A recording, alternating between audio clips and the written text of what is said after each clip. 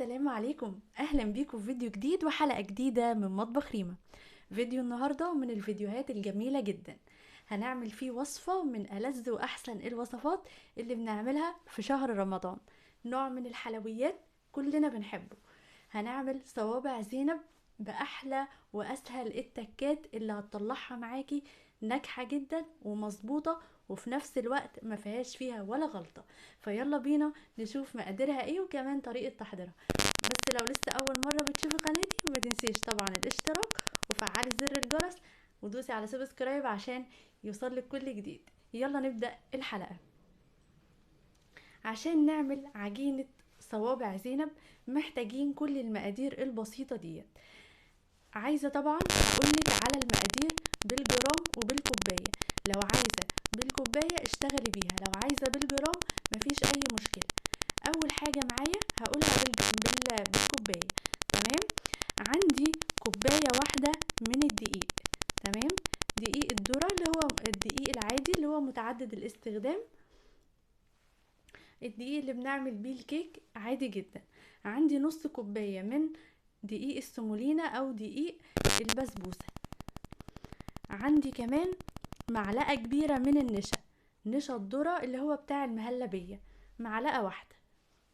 بعد كده عندي ذرة ملح صغيرة. تمام. ذرة صغيرة يعني اقل كمان من ربع المعلقة. عندي نص معلقة صغيرة من السكر، سكر الشاي اللي بنحلي بيه الشاي، نص معلقة. تمام. وعندي الخميرة بتاعتي حوالي ربع معلقة صغيرة، ربع بس. وهنشوف بقى احنا اخترنا كمية الخميرة تبقى قليلة ليه، هقولك على التفاصيل وكل الاسرار في الفيديو. عندي كمية الزيت بتاعتي حوالي معلقتين كبار من الزيت على السمنة. انا هنا حاطة زيت وسمنة، لو عايزة تحطي زيت بس تمام جدا، لو عايزة سمنة بس مفيش مشكلة. انا بقى هنا عملت ميكس ما بين الاتنين، اخد الطراوة والذوبان بتاع السمنة وفي نفس الوقت طعم القرمشة الحلو اللي بنلاقيه على الايه الصوابع. تمام. تعالي بقى نقولها بالجرامات كده. عندي هنا حوالي 150 جرام من الدقيق. تمام. عندي كمان 40 جرام من السمنة على الزيت.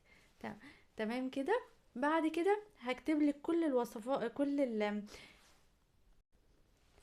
طول ما احنا شغالين في الفيديو هقول لك بقية المقادير التانية بالجرامات. فيلا بينا عشان ما نطولش في الفيديو كتير وتسهل عليكي كده الخطوات. هجيب بولة كبيرة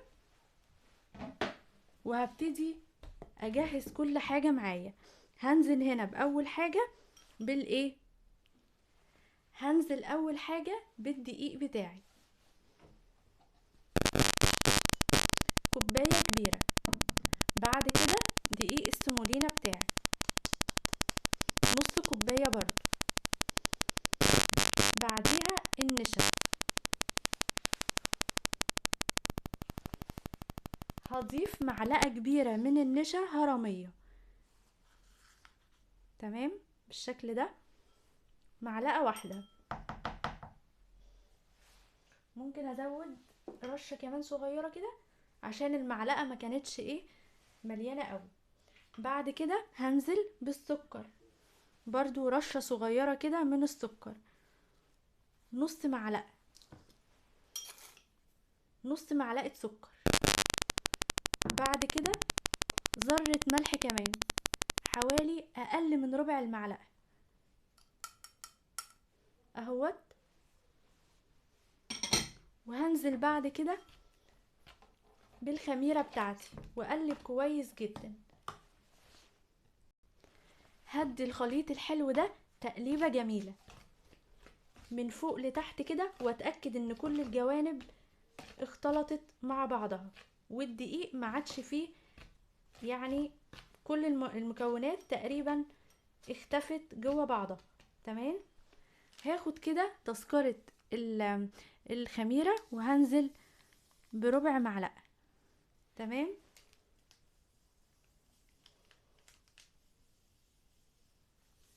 ربع معلقة خميرة بالشكل ده، وهنزل بيها واقلب، وهضيف المكونات اللي هي السايلة وهي الزيت والسمنة.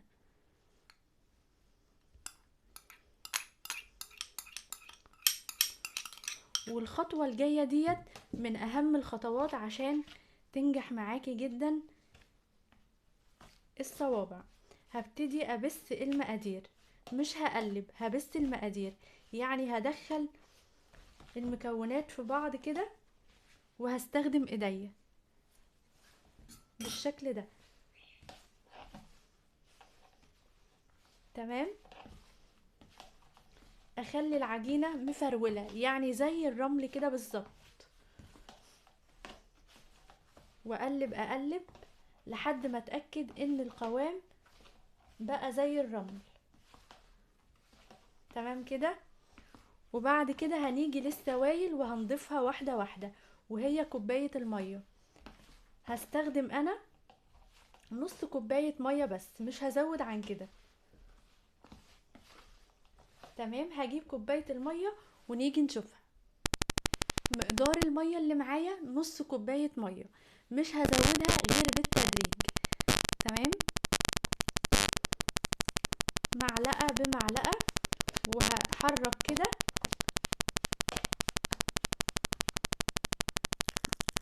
لحد ما تظبط معايا قوام العجينة. وعايزة ابس العجينة، يعني ادخل المكونات فيها بس ما عجنهاش. تمام. يعني تقليب من فوق لتحت ولم من الجوانب مش اكتر. ممكن استخدم نص كوباية مية الا معلقة بسيطة بس. تمام. عشان تظبط معاكي وتبقى في منتهى الجمال. تمام كده. بدأت تلم معايا.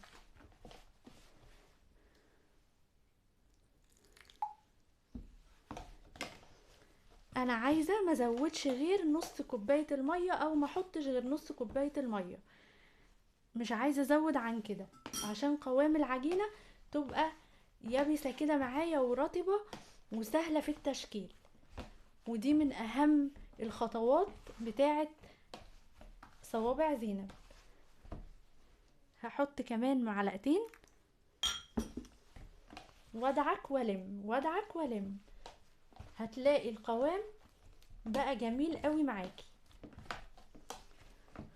تمام. لسه محتاجة كمان مية.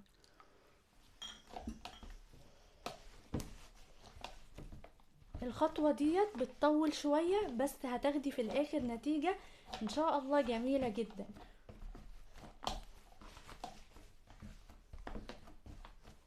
تمام. العجينة بدأت تلم اهوت، وما عادش فيه فتفوتة عجين في الطبق. تمام كده. زي ما قلتلك هتني تزودي في المية لحد ما تلاقي حوالي معلقة بس في الايه، في القاع بتاع الايه الكوباية. هحط بس رشة صغيرة ونقلب تاني.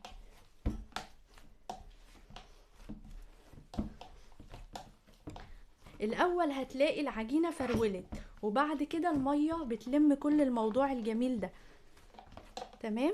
عايزاها عجينة يابسة وطرية وفي نفس الوقت مش طرية كتير.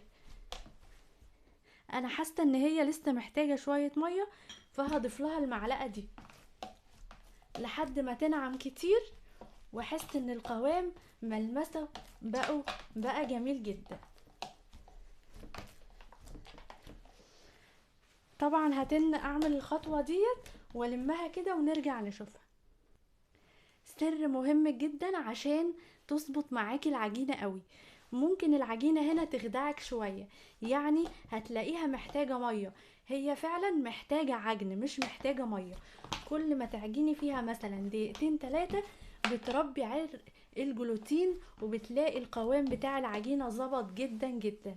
تمام. فضروري قوي نعجن لمدة 5 دقايق كده ل7 دقايق، وبتلميها بالشكل ده، وبكده تكون خلصت معانا. هنبتدي طبعا نشكلها ونشوف بقية الخطوات الحلوة. تمام، شايفين شكلها بقى عامل ازاي؟ احلى عجينة صوابع زينب هتعمليها. تمام، بالشكل ده هنبتدي نشكلها. بتاخد حوالي 3 دقايق، من 7 دقايق، من 5 دقايق سوري لحد 7 دقايق. تمام، وزي ما قلتلك كمية المية بتاعتي ما استخدمتش غير نص كوباية الا معلقة. تمام، حتى فاضل المعلقة هيت ما استخدمتهاش. كده نتيجة وشكل العجينة هيظبط جدا معاكي. يلا ندخل على طريقة التشكيل.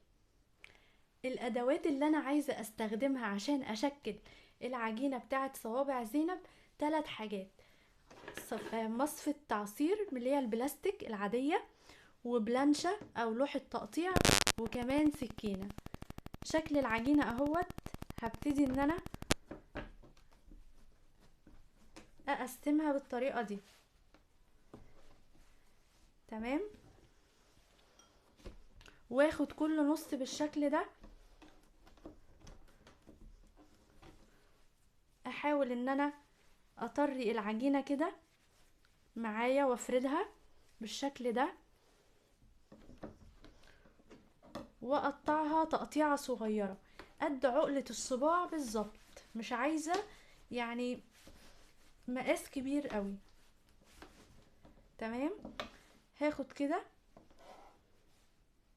قد يعني معلقة الشاي الصغيرة او نص كمان معلقة الشاي.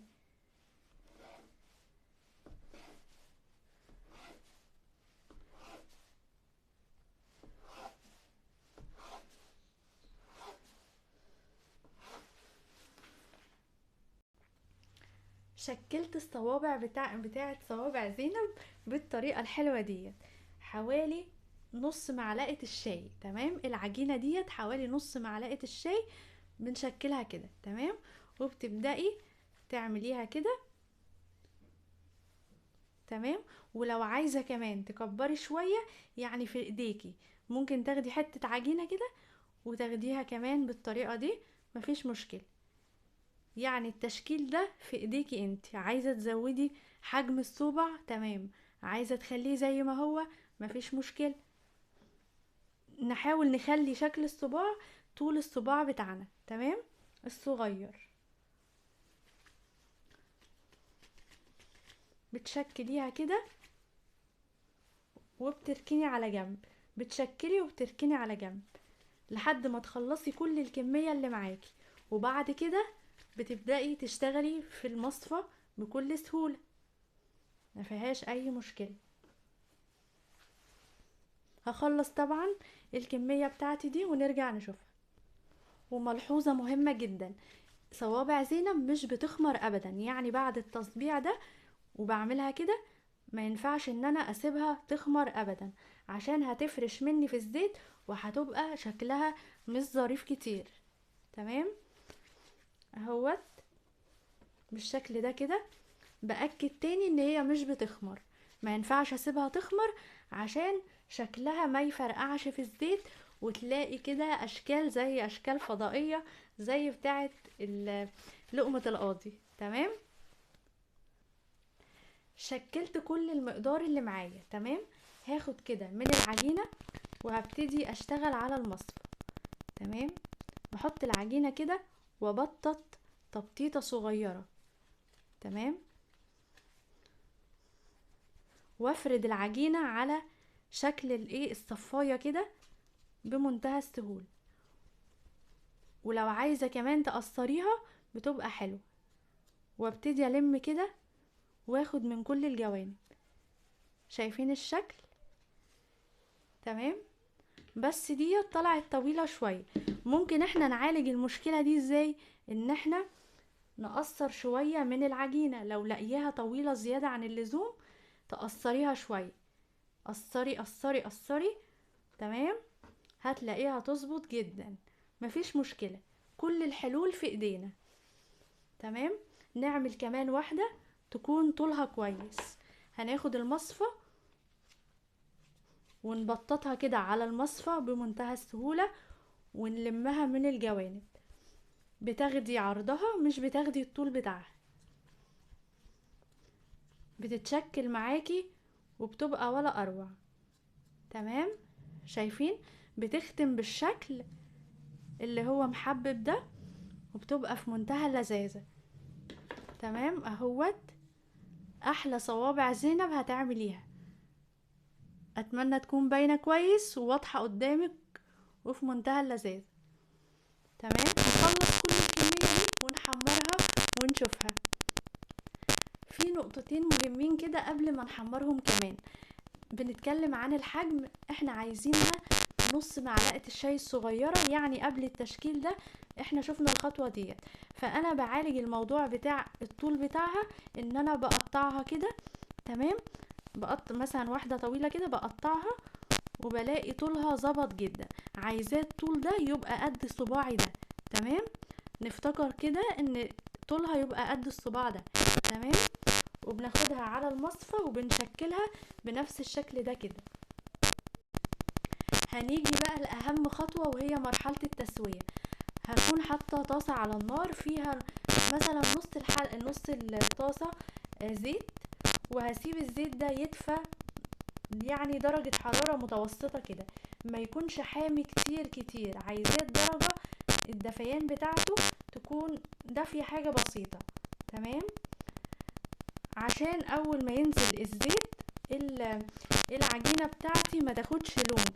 هسيبها مثلا دقيقتين 3 عبال ما تستوي من جوه وما تبقاش قلبها فيه عجين. تمام، هبتدي احركها من اليمين للشمال ومن فوق لتحت ومن كل الجوانب لحد ما تاخد اللون، ونشوف السيرب بتاعنا عملناه ازاي. السيرب بتاعي او القطر بتاعي مقاديره بسيطة جدا وسهلة قوي. 4 كوبايات من السكر، عليهم 2 كوبايات من المية، وعصير نص ليمونة. بسيبهم على النار تكون عالية، واول ما يبتدي في الغليان هوطي النار جدا او نار خليها متوسطة كده، وعيني عليه كده، واتابعه واحدة واحدة لحد ما الاقي القوام بتاع القطر بقى تقيل وحلو كده. شايفين الشكل؟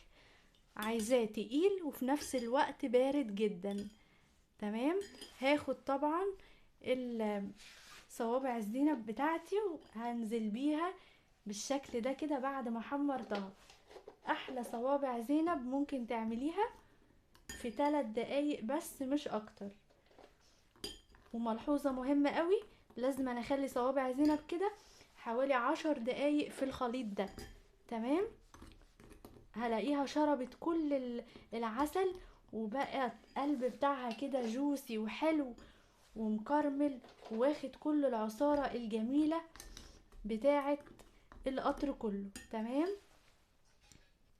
من اشهر الحلويات الجميلة بتاعة شهر رمضان، وبنحب حاجة خفيفة سريعة مقرمشة وفي نفس الوقت تبقى دايبة ذوبان كده في البق بعد الفطار.